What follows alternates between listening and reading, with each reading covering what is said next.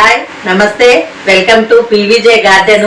ఈ రోజు నేను చూపించే వీడియో ఏంటో తెలుసండి. శనగలు ఉన్నాయి కదా, మనకి కోటాలో శనగలు ఇస్తున్నారు.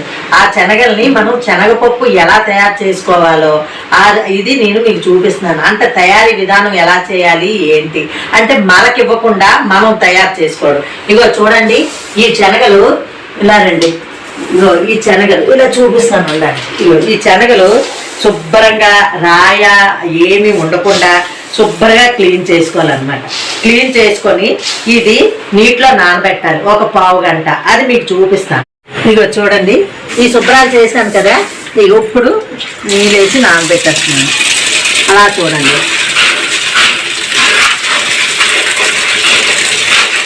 ఒక్క చెత్త కూడా నేను లేకుండా శుభ్రంగా క్లీన్ చేసిస్తున్నాను అన్నమాట. క్లీన్ చేసుకొని ఇగో నానబెట్టేస్తున్నాను.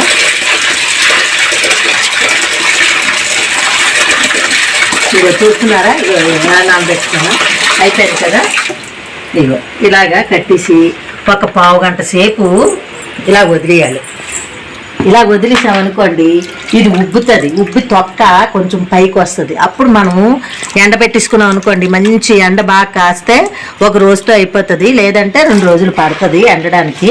ఇది చేసి ఇంక ఇలా నానబెట్టి వదిలేసుకోండి. చూడండి, పావు గంట అయింది కదా, చిన్నది ఉబ్బింది. తొక్క చూసి ఎలా ఉబ్బిందో, ఈ ఉబ్బిని ఇప్పుడు మనం తీసుకొని ఆరబెట్టేసుకోవాలన్నమాట. ఇగో చూడండి, అది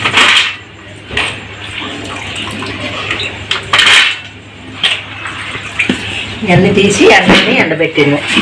ఇగో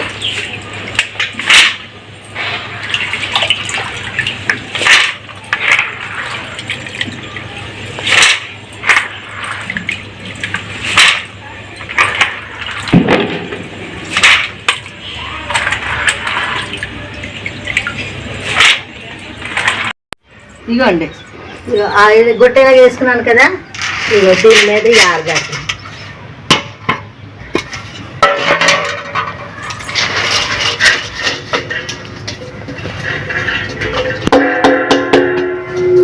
వేసుకొని పల్సగా ఆరబెట్టేసుకోవడం. బేగా ఆరిపోతాయి పల్సగా ఆరబెట్టుకుంటే.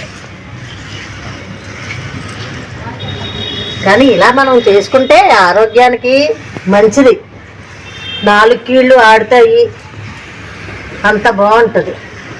అందువల్ల ఏంటంటే ఇంట్లో మనం చేసుకుని కూడా మంచి పప్పు మంచిదిగా ఉంటుంది అన్నమాట. ఇలాంటి కరోనాలు గిరోనాలు ఏమి ఉండి కావు, షుగర్లు తెలిసి కావు, ఏమి ఉండి కావు. ఇప్పుడు షుగర్లు బీపీలు అన్నీని ఒకటి కాదు, ఎన్నో రకాల జబ్బులు వస్తున్నాయి. ఇలా ఒళ్ళు ఉంచి చేసుకున్నాం అనుకోండి, కష్టపడితే 4 కీళ్ళు ఆడుతాయి కాబట్టి చక్కగా ఇంట్లో మనకు మంచి పప్పు దొరుకుద్ది. రాళ్ళు అయ్యి శుభ్రంగా ఇలాగ ఏరేసుకొని కోటలో ఎలాగిస్తున్నారు కదా, అవి పాడు చేసుకోవడం ఎందుకు? ఇలా చేసుకొని పప్పు ఆడించుకొని జంతికలని చేగోడీలని మన ఇష్టం, ఏ కావాలంటే అవి.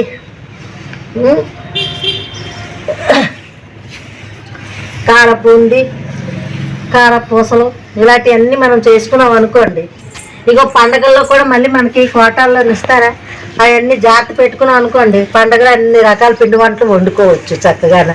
బయట కొనుక్కోకుండా అన్ని రకాలు వండుకోవచ్చు. అవి మీకు చూపిస్తానులేండి, ఏటేటి వండుతానో ఏటో అన్నీ మీకు. పండగల్లో సంక్రాంతిలో ఏటి వండుతానో అన్నీ చూపిస్తాను మీకు. ఇగోండి, ఇలాగ ఆరబెట్టేసుకోవడమే పలసగా.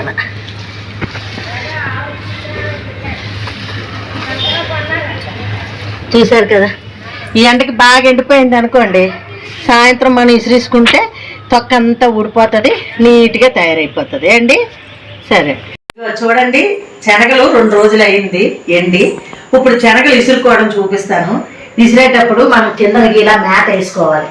ఈ మ్యాట్ వేసుకొని ఈ క్లాత్ ఇలా వేసుకోవాలి. ఎందుకు అనుకున్నారు? ఇది పెట్టడానికి, తిరగలు పెట్టడానికి కదలకంట ఉంటుంది అనమాట. ఇప్పుడు నేను తిరగలు తీసుకొచ్చి పెడతాను. ఇవ్వండి, తిరగలు తీసుకొచ్చి ఇలా పెట్టాను కదా. ఇప్పుడు ఈ తిరగల్లోని మనం కొంచెం వేసుకొని కొద్దిగా తిరగలను ఇలాగెత్తి ఇలా తిప్పాలన్నమాట. ఇలా నెమ్మదిగా తిప్పితే తొక్క పప్పు వస్తుంది. చూడండి, నెమ్మదిగా ఇసిరితే గింజ పడిపోకుండా వస్తుంది అన్నమాట.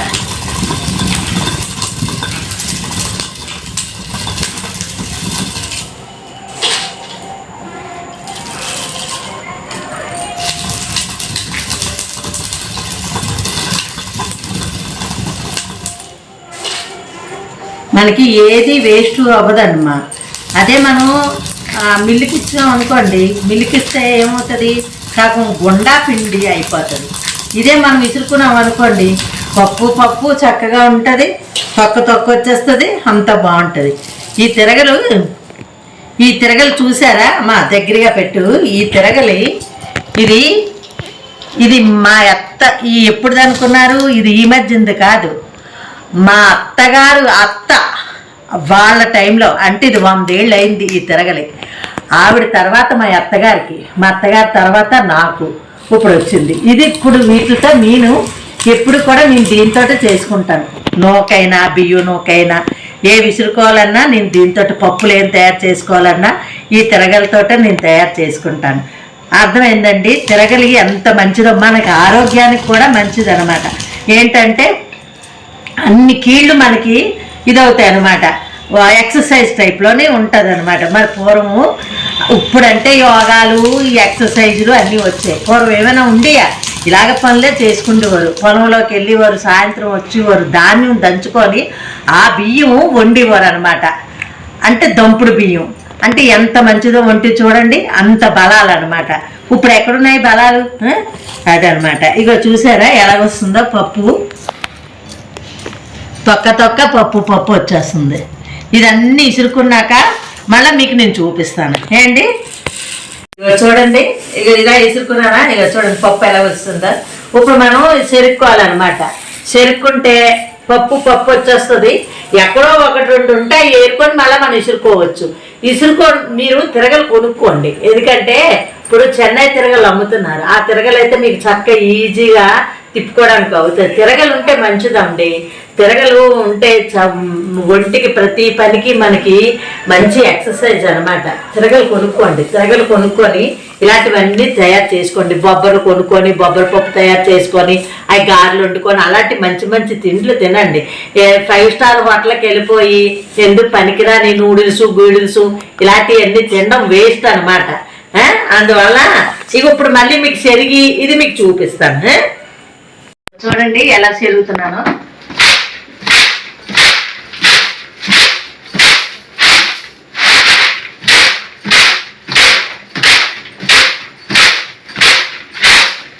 ఇగో చూడండి, ఇగో తొక్కు చూసారా ఎలా పోతుందో. ఈ తొక్కు ఇగో చూసారా, ఈ తొక్కు ఎలా పోయింది. ఇగో చూడండి పప్పు ఎలా మిగిలిపోతుందో.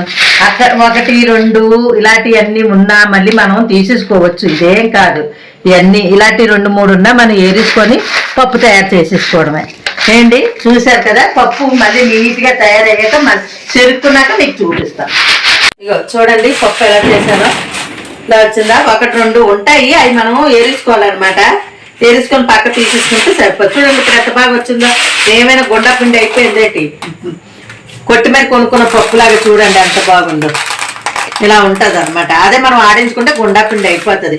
ఒంటికి శ్రమ అనుకోకుండా మనం చేసుకుంటే బాగుంటుంది.